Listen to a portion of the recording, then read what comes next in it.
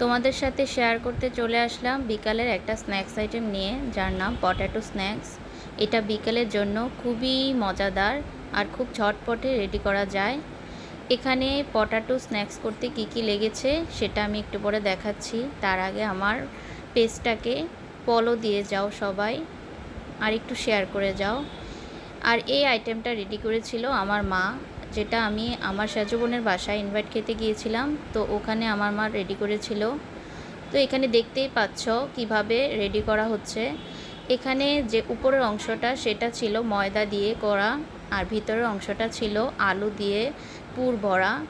আর আলুর যে অংশটা সেটা তৈরি করা হয়েছিল আলুটাকে সিদ্ধ করে ম্যাশ করে কিছুক্ষণ রেখেছিল, আর সেই সাথে পেঁয়াজ কুচি, রসুন কুচি, ধনিয়া পাতা, মশলার মধ্যে লেগেছিল গরম মশলা আর কাঁচামরিচ, হলুদ গুঁড়ো, সেগুলো দিয়ে একটা ভাজা ভাজা করে পুর রেডি করা হয়েছিল। আর এই উপরের যে অংশটা ছিল সেটা ছিল ময়দা দিয়ে একটু তেল দিয়ে ডো, একটা শক্ত করে ডো রেডি করেছিল। সেই ডোটা দিয়ে রুটির মতো বেলে উপরের মধ্যে এই পুরটা দিয়ে যে রোল করে তারপরে ছুরি দিয়ে কেটে কেটে এরকম চ্যাপ্টা আকারে করে বাস তেলের মধ্যে ফ্রাই করা হয়েছিল।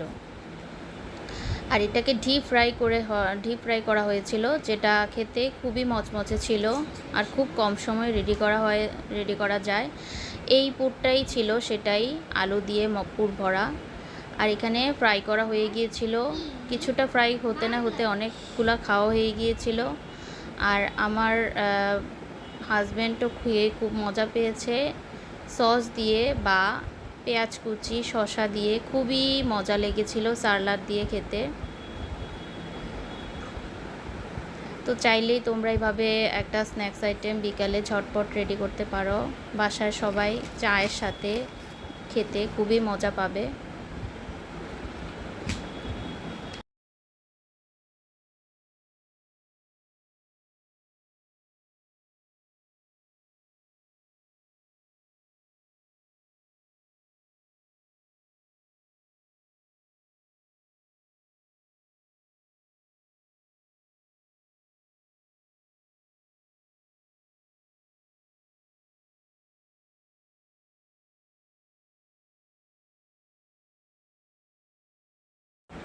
তো তোমরা দেখতেই পাচ্ছ কিভাবে রেডি করা হয়েছে।